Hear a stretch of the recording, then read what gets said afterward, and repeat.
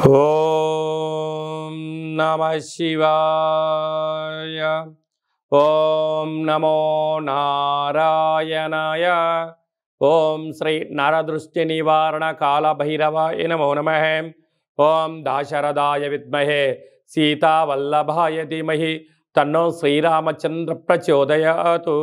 హరి ఓం. మా ఛానల్కి స్వాగతం.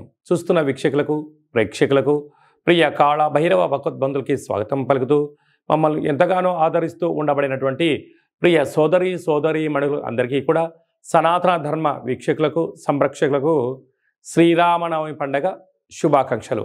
అందరము రామనామాన్ని జపింపచేద్దాం, ధర్మాన్ని కాపాడుకుందాం, ధర్మబద్ధమైన జీవితాన్ని పొందుదాం. అయోధ్యలో రామ విగ్రహ ప్రతిష్ఠ అయిన తర్వాత మొట్టమొదటిసారిగా జరుగుతూ ఉండబడినటువంటి శ్రీరామనవమి కనుక రాబోయే కాలంలో మనం అందరము కూడా అయోధ్య వెళ్దాం, రాముని దర్శిద్దాం, రామతత్వాన్ని మనము తెలుసుకుందాం.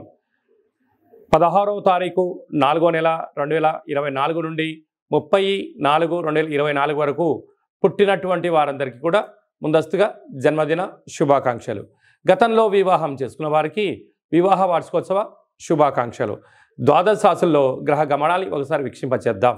మేషరాశిలో రవి మరియు గురు సంచార స్థితి, కన్యరాశిలో కేతు సంచార స్థితి, కుంభరాశిలో కుజుడు మరియు శని సంచార స్థితి, మీనరాశిలో బుధుడు శుక్రుడు మరియు రాహు సంచార స్థితితో ద్వాదశ రాశుల్లో గ్రహ గమనాలు ఈ విధంగా ఉన్నాయి.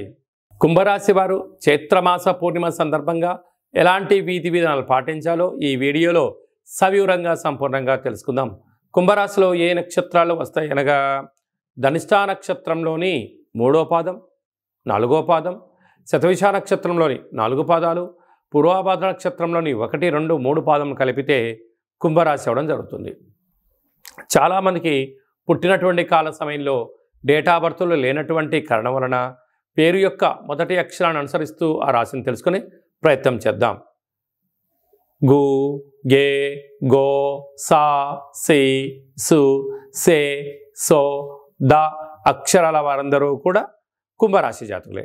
కుంభరాశి యొక్క అధిపతి శని భగవానుడు.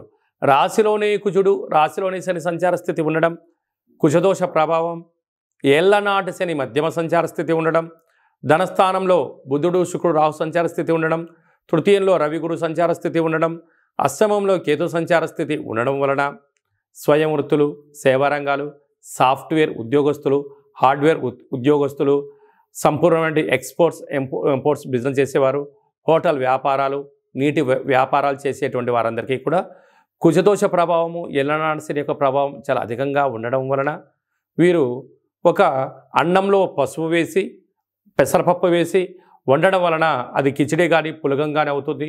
ఒక నీలం రంగు క్లాత్ కానీ లేదంటే పసుపు రంగు క్లాత్లో కానీ దీన్ని మూటను కట్టి ఆవునితితో దీపం వెలిగించి ఈ యొక్క కుంభరాశి వారికి దిష్టి తీసి కుక్కకు పెట్టడం వలన శత్రు దోషాలు తొలగిపోతాయి. అలాగే ప్రవహించే నీటిలో వేయడం వలన ధనవృద్ధి కలుగుతుంది. తెల్ల జిల్లెడు వృక్షంలో వేయడం వలన మనశ్శాంతి కలుగుతుంది అని చెప్పి గమనించాలి. ఈ అష్టమ తిథి ఎందున పూర్ణిమ తిథి ఎందున దూరావాయు జల ప్రయాణాలు పెట్టుకోవద్దు. అలాగనే వాహన ప్రమాదాలు పొంచి ఉన్నాయి కనుక మౌనం, ప్రశాంతత, ఆధ్యాత్మికత, యోగా, ఆసనం, మెడిటేషన్ వలన దీర్ఘకాలిక వ్యాధులకు చెప్తూ సంపూర్ణ ఆయురారోగ్య స్థితి మీ సొంతం అవుతుందని చెప్పి గమనించాలి.